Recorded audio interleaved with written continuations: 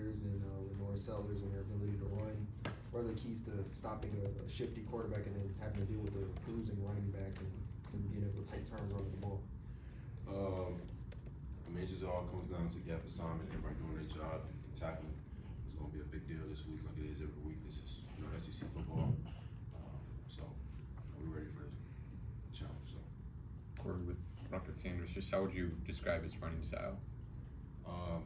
He runs hard, man. One cut runner. Breaks through a lot of tackles. You got to re-hook. So, and just said the previous question, got to make sure we're wrapping up. As a linebacker, which running backs do you prefer to face? Would you rather face the shiftier ones, or would you rather meet them in the hole and try to hit them? I mean, I'd rather meet them in the hole and try to, hit them. That's really my preference, but, I play linebacker, it doesn't matter what running back it is. So, yeah, hope that answers your question. There's a sense of pride for the defense as you see. I mean, the offense is struggling through some injuries. Do you guys have a mindset of, hey, let's step up, let's help them out? Yeah, man. I mean, I don't think it's necessarily stepping up. I think it's just doing our job. We're firefighters. We're supposed to go and put out the fire whenever our name is called. And that's our job. So we understand that we have to play well, even if the offense is doing well or they're struggling.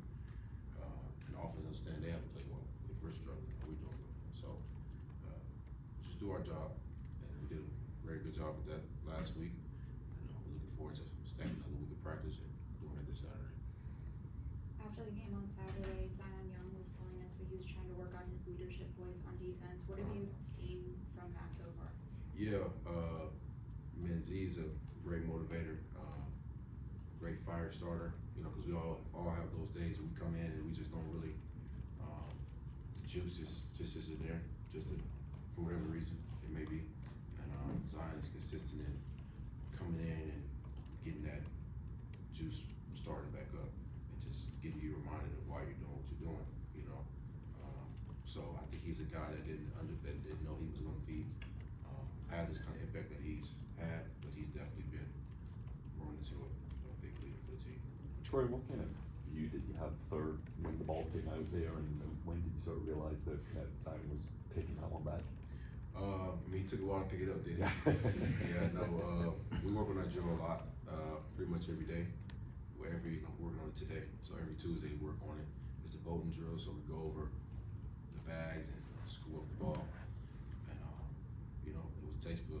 And I think the key point that a lot of people miss is Christian playing forward.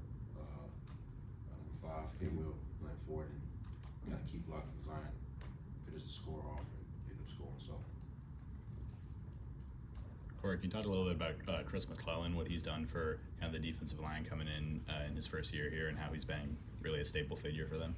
Yeah, C7 came in, and he came in strictly on business. He came in heavy, he dropped his weight quickly, and he's been putting in work daily, competing.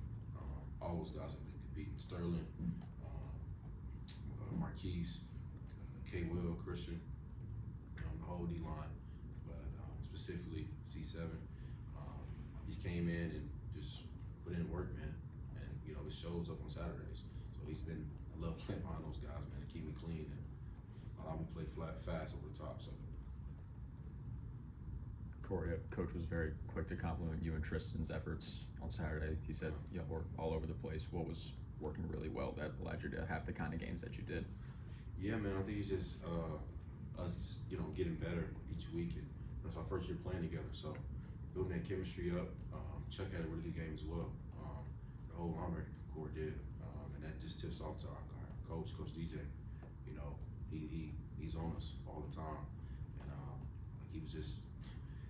After the game, we watched the tape, and he celebrated with us for like 5 minutes. And he's like, "Man, we got to move on because we have a bad game this Saturday. None of that stuff don't matter."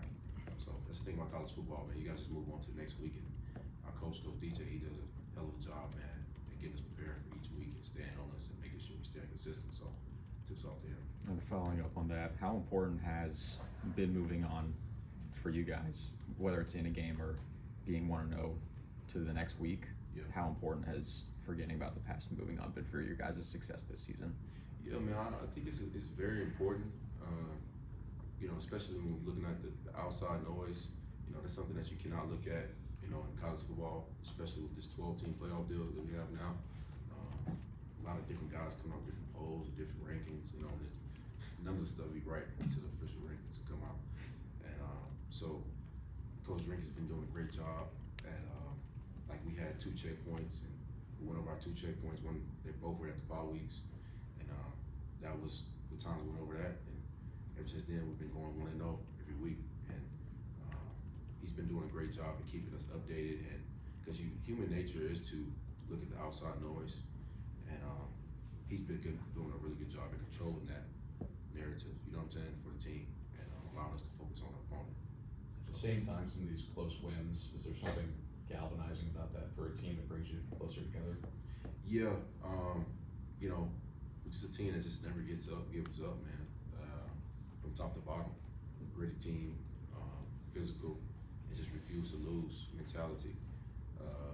And you know, I'm just honored to be a part of that. It's something that I wanted. That's one of the reasons I came here.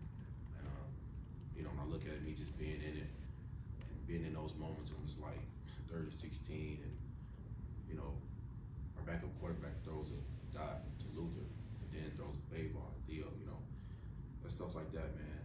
You know, it shows the true grit and refuse to quit in his team. So I'm just honored to be a part of it. Corey, what's it been like being able to learn, as well as your experience, but being able to learn from Tristan Newsom and Chuck Hicks playing alongside them? What have you been able to learn from them? Yeah, man. Those guys. I said in one meeting, I really appreciate those guys for being unselfish and just competing with me and telling me stuff that they see in my game that I can work on, and stuff that I can be better at. And like when I first got here, I was learning the playbook and stuff. And Chuck was helping. We played the same position, so Chuck was helping me with different play calls and telling me like this is this and this is that, you know. And that's why he's a captain on the team. And Tristan, one thing that I was working on with him, and my blitzing, he does a really good job of getting skinny in the gap. I mean, we saw it this past weekend. So him giving me moves on that, but you know, iron sharpens iron, and I think that's the definition of our room that we display. And Coach DJ makes us display and bring it to the team. And you know, those guys have done a phenomenal job. Chuck and Tristan on showing me the way of LBU. So Corey, just to go back just a little bit, when you say checkpoint in the bye weeks, can you just go over what that is? What would that look like? What those were? yeah, Coach Drink was just telling us before the season that we're gonna have 2 checkpoints in the season, and you know, he hit those checkpoints, and we just were seeing where we were at as a team, whether that was, you know, injuries or where we at statistically, our goals, or where we want to be at, things like that, of that order. And you know, we were exactly where we needed to be, exactly where we wanted to be, exactly where we needed to be. So yeah, hope that answers your question. Anything else for Corey? Thank you guys.